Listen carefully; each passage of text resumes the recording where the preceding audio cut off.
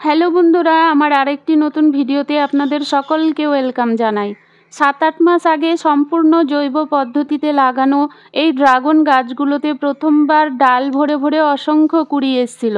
তবে সবগুলো কুড়ি অবশ্য বড় হয়নি। 6-7 দিন আগে এই নতুন ড্রাগন গাছগুলোর গোড়ার ডালের কাটার মুখ ফুটে বের হওয়া ছোট্ট ছোট্ট কুড়িগুলো এখন এইভাবে বড় হয়েছে। ড্রাগন ফলের কুড়ি গোড়ার ডালে হোক বা উপরের ডালে হোক, হবে তো ড্রাগন ফলই, তাই না?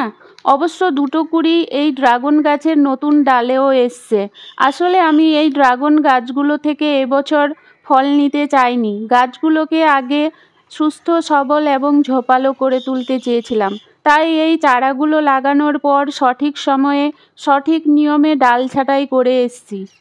আমি 7 মাস ধরে এই ড্রাগন গাছগুলোর পরিচর্যার নামে শুধুমাত্র ডাল ছাঁটাই করেছি। কারণ ড্রাগন গাছে আমরা যতই ভালো ভালো খাবার দিই এবং যত্ন করি না কেন, সঠিক নিয়মে ড্রাগন গাছের ডাল ছাঁটাই না করলে কিন্তু সুস্থ সবল মোটাসোটা ড্রাগন গাছ কখনোই তৈরি হবে না।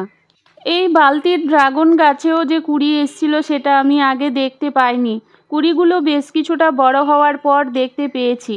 কারণ ডালগুলোর ভেতরে এমন জায়গায় কুড়িগুলো এসছে যে আমার চোখেই পড়েনি। এইভাবে অনেক কুড়ি এসছিল যেগুলোকে আমি প্রথমে দেখতে পাইনি।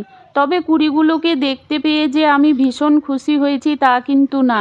কারণ কুড়িগুলো ড্রাগন গাছের গোড়ার ডালগুলোর মাঝে খুব অল্প জায়গায় এসছে।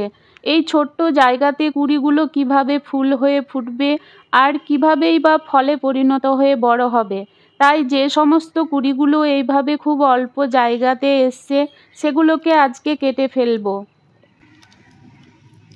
বিশ্বাস করুন, এই বড় বড় তাজা ড্রাগন ফলের কুড়িগুলোকে কাটতে ভীষণ মায়া এবং কষ্ট হচ্ছিল।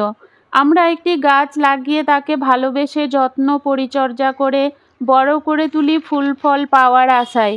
কিন্তু সেই ফুলগুলোকেই যখন এইভাবে কেটে ফেলতে হচ্ছে, তাহলে কারই বা মন খারাপ হবে না। এই কুড়িটিকে যে ডালটি চেপে আছে সেটিকে টেনে দূরে সরানোর অনেক চেষ্টা করেছি, কিন্তু হয়নি।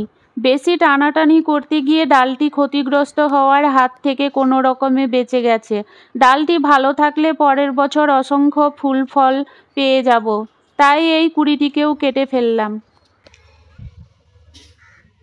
এবারে এই কুড়িটিকে দেখুন, মনে হচ্ছে যেন কারো ভয়ে এখানে লুকিয়ে আছে। এই ড্রাগন ফলের তাজা কুড়িগুলোকে কেটে ফেলার দুটো কারণ আছে। প্রথম কারণ হলো এই সামান্য একটু জায়গায় কুড়িগুলো যথেষ্ট আলো বাতাস না পেয়ে ফলে পরিণত হতে পারবে না। আর দ্বিতীয় কারণ হলো এই কুড়িগুলো এভাবে ডালের ভেতরে থেকে কোনো রকমে ফুল হয়ে ফুটলেও তখন পিঁপড়ে এবং অন্যান্য পোকামাকড় গাছের গোড়ায় বাসা বাঁধবে।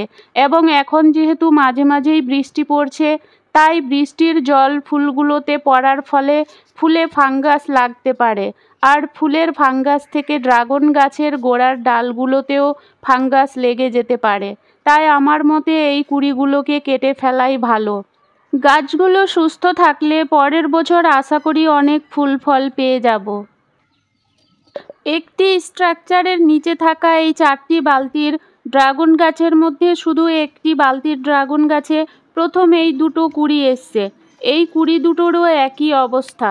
একে তো ডালগুলোর ভেতরে খুব অল্প জায়গায় এসছে, তার উপরে দুটো কুড়ি পাশাপাশি আছে।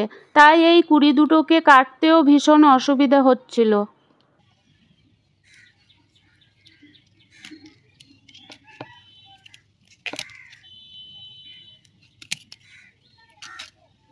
কুড়িগুলোকে কাটতেই যখন এত অসুবিধে হচ্ছিল, তাহলে এই অল্প জায়গায় কি করে ফলে পরিণত হতো জানি না।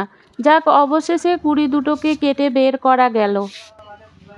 কুড়িগুলো কেটে ফেলার কারণ যাই হোক না কেন, এই তাজা তাজা ড্রাগন ফলের কুড়িগুলো কেটে মনটা ভীষণ খারাপ হয়ে গেল। এই কুড়িগুলো কাটতে দেখে আপনাদের কেমন লাগলো তা অবশ্যই কমেন্ট করে জানাবেন। যাই হোক, এবছরে ড্রাগন গাছ লাগিয়ে এবছরেই যখন গাছে কুড়ি চলে এসছে, তখন গাছগুলো থেকে ধাপে ধাপে কুড়ি আসতেই থাকবে। কারণ ড্রাগন গাছে ফুল ফল আসার আরও 1-1.5 মাস সময় আছে। দেখা যাক কি হয়। ড্রাগন গাছ এমন একটি ফল গাছ যার খুব কম পরিচর্যা করে কম জল দিয়ে, কম খাওয়ার দিয়ে, শুধুমাত্র সঠিক সময়ে ডাল ছাঁটাই করে পুষ্টিগুণ সমৃদ্ধ সুস্বাদু ফল পাওয়া যায়।